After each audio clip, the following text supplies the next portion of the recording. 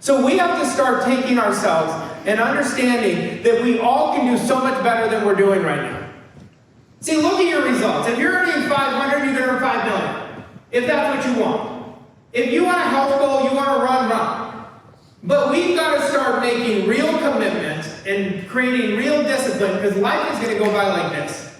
Like, I have a 10 and a 12-year-old, and I swear they were just born. Like, that tells me how fast this goes.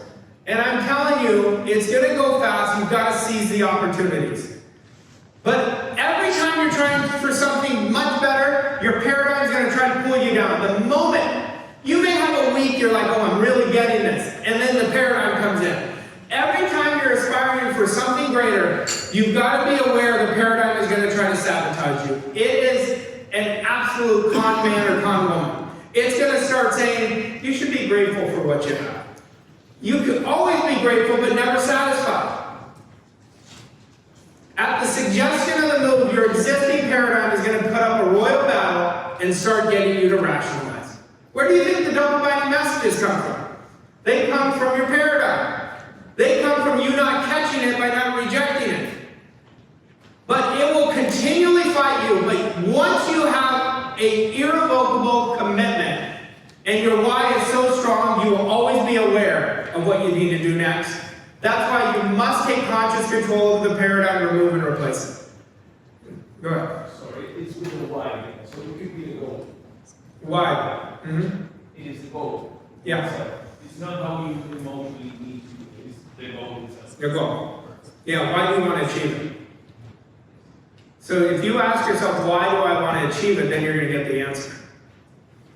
So, but if you have not watched Steve Jobs' 18-minute commencement speech at Stanford, you need to watch it. I mean, it is some of the most valuable content you'll ever get. But he says you cannot connect the dots looking forward. You can only connect them looking backwards, so you have to trust that the dots will somehow connect in the future. See, this is very deep work, but it's transformational. And you're going to write your own ticket for whatever you want. But we've got to stop thinking based on circumstances. We've got to choose in and do the real work. And when you do, you're going to get the results. And what you want to understand is, how do you constantly push yourself to the limits? You never do it alone. My mentor used to always tell me, you have to do it by yourself, but you never do it alone. You have to have great mentors in your life. And I will tell you, the reason I love what I do, I told you I'm going to coach till the day I die. I create world-class coaching programs for all of you. And if you want to get information, that's fine. But if you want to get transformation, I can really help you.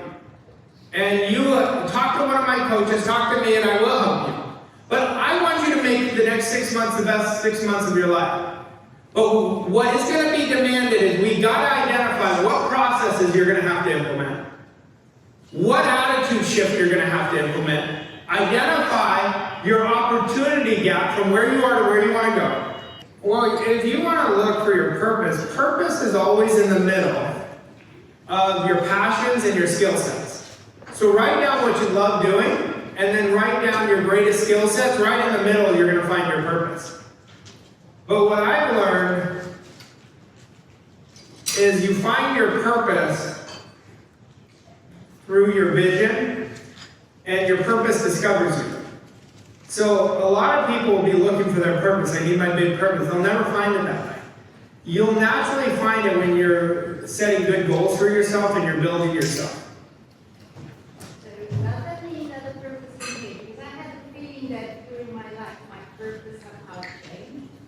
So Yeah. that's why I think it was you said. Yeah, I mean, I think we have multiple purposes. So you're a different person now than you were 10 years ago. So what your purpose was 10 years ago isn't what it is 10 years from now. I've seen people create great businesses and lost their purpose. And there's one purpose that's greater, and when you find it, you hold on to it. But you may have to go through 3 mini purposes to get to that big one. But don't be attached to it, allow it to come to you. And that's what you want to do. But if you want to find it, just write out your passions and your skills, they're right in the middle. Yeah, I mean, everybody has to understand their spiritual DNA is perfect. You're infinite. You have to become aware of it. Where did worthiness come from? Instead of my idea of this is very different, but it's very effective. Most people just shrink to the idea I'm not worthy. They use it as a crutch. And they never go to ask themselves why they're not worthy. Instead, they own this fact, I'm not worthy. But where did it come from? And they don't know. Well, it came from somebody else. So what I do know is whatever we focus on expands or grows. And how you gain worthiness is through discipline. The more self-respect you create, the more worthiness you create. But we have to let go before we can open the space for something. So if you hold on, I'm not deserving, I'm not good enough, I'm not worthy, well, what is that space you're holding? You're not opening it, so your virus code is right on top of your spiritual DNA being perfect, and then what are you going to create? More things of self-sabotage. See, I don't think anybody in this room is not worthy. I'm not saying it to make you feel better, I just don't believe it. I don't believe it because I have understanding. I don't think anybody in this room cannot 10x their results. Now, they may not believe it, but I believe it. And at one time, you guys are going to pick up my belief and make it your own. You know, that's what a really great mentor does. They install their standards inside of you. I don't like the term unworthy because I don't think it's an accurate term. So there's areas that people who feel the most lack of worthiness are very worthy in certain areas. You know, somebody who can be worthy in a certain area, not in another area. But I think whatever we focus on expands, so we might as well stop that idea that we're not good enough. Because that's what really worthiness is. I had a client last year. She asked me to help her with this. I had this most simple process that I taught her how to change her worthiness. And it's so simple, you guys would be like, yeah, whatever. I had her write out every day 10 things she was grateful for about herself. But I said, every day in front of the mirror, you're going to read this and you're going to say why I'm grateful for this. Well, about 45 days later, she called me from Greece. She lives in LA. She called me from Greece. She goes, you'll never believe where I'm at. And I'm like, where are you? She said, Greece. And she goes, I would have never done this without you. And now she's changed that whole story. 45 days of that exercise. All we did is put attention on who she was, not who she wasn't. See, when somebody says I'm not worthy, you're putting attention on what you're not, instead of what you are. It's very simple, but a lot of people accept it because the word worthiness or training worthiness has become very polarized over the last little bit, you know. But I don't buy it. That's just my belief. I don't buy it for anybody because how did I change?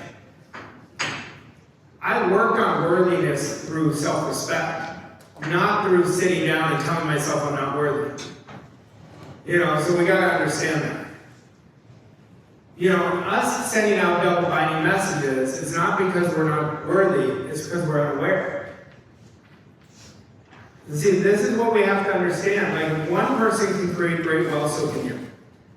If one person can create a great coaching business, so can you. We've got to accept that idea radically. But when you radically accept it, it is inside of you. That's all you think about.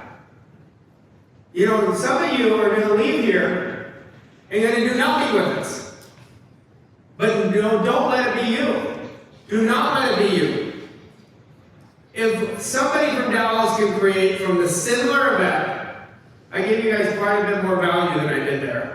Because I taught value and I taught different things here, for sure. But if they can create that massive jump, so can you.